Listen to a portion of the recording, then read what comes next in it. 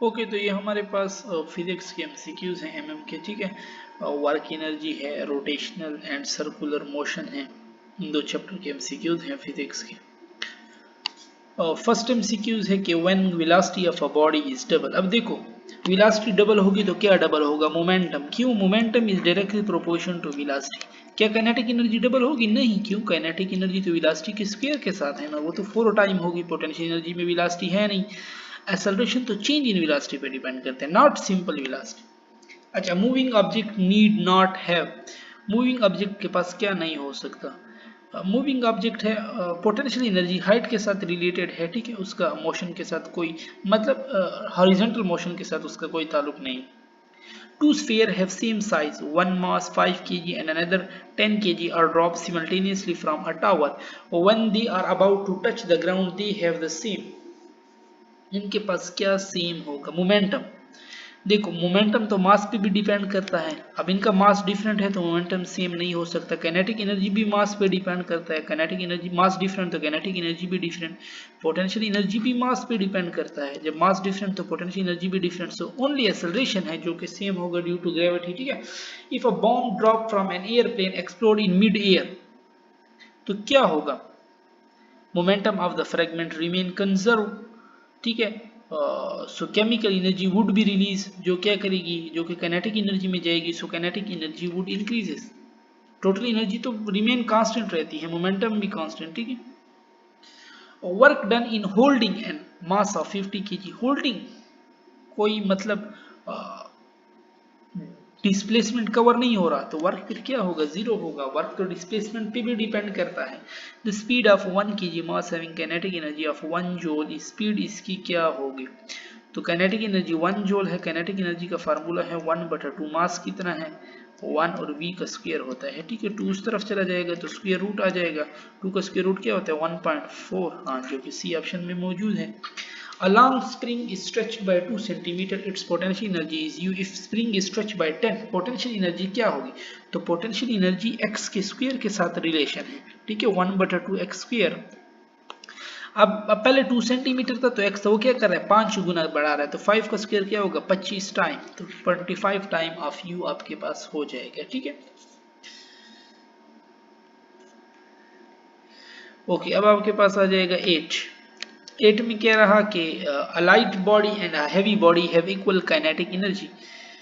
अच्छा, तो क्या इसके बारे में आप कहोगे? B has larger momentum than A. Momentum किस पे डिपेंड करता है? मास पे। तो वो हैवी बॉडी बी है तो बी का मोमेंटम ज्यादा हो, ठीक है। ए का ज्यादा नहीं हो सकता, उसका मास कम है तो उसका मोमेंटम भी कम है। सेम मोमेंटम भी नहीं हो सकता। 1 वाट हार इक्वल टू 1 वाट हार किसके बराबर है? हार क्या होता है? 3600 वाट। 1 वाट है तो 1 2 3 3.6 मल्टीप्लाई 10⁻³ जूल हो जाएगा, जो कि ए ऑप्शन में आपके पास मौजूद है। Work is always done on a body when. Work कब होता है? जब उसमें चेंज इन एनर्जी आए, सही है। वर्क क्या होता है? चेंज इन एनर्जी के बराबर है, ठीक है।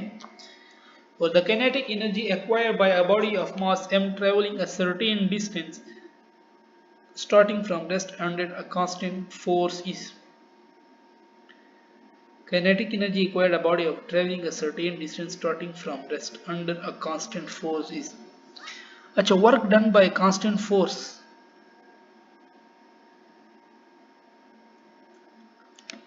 ये force act on it ना directly proportion to m, नहीं constant force है ना, so it is independent of m। फिर ये मास पे डिपेंड नहीं करता, ठीक है। वो चेंज इन एनर्जीज पे डिपेंड करता है, एनर्जीज उनमें आ जाएगी, ठीक है। मतलब चेंज इन डिस्प्लेसमेंट होगा। वर्क में एफ डॉट डी होता है, कांस्टेंट फोर्स है तो फोर्स तो गया, ठीक है। फिर डिस्प्लेसमेंट आएगा, फिर ये मास वगैरह पे डिपेंड नहीं करेगा। When a conservative force does positive work on a body, the potential energy of a body, when a conservative force जब पॉजिटिव वर्क करे, मतलब ग्रेविटी भी नीचे और वो आ भी नीचे रहा है, तो पोटेंशियल एनर्जी फिर क्या होगी? हाइट कम हो रही है तो डिक्रीज होगी, ठीक है। Scalar product of a force and displacement represent. F dot D किसको रिप्रेजेंट कर रहा है? एफ डॉट डी वर्क को रिप्रेजेंट कर रहा है, ठीक है। और dash can do no work on the particle on which it act, centripetal force कोई वर्क नहीं करता।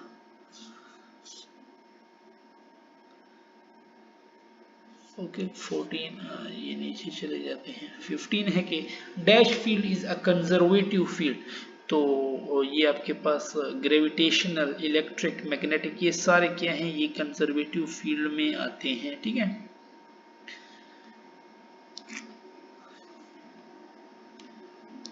और फिर है कि slope of work time graph, work divided by time आपको क्या देता है, वर्क बाय टाइम पावर देता है, ठीक है।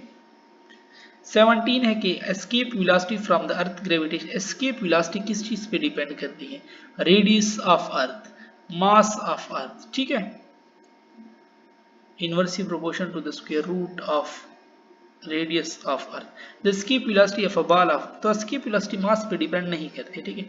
जिसकी भी पूछे ना तो अर्थ के लिए ये 11 किलोमीटर पर सेकेंड है।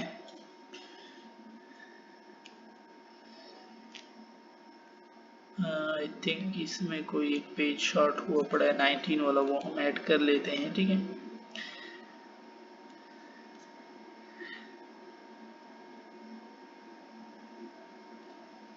मेरे ख्याल में तो 19 पेज मुझे लग रहा है कि इसमें नहीं है।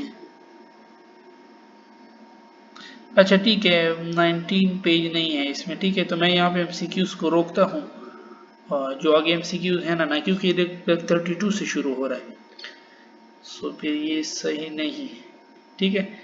19 में डाल लूंगा, फिर उससे हम एमसीक्यूज नेक्स्ट वीडियो में वहां से शुरू करेंगे।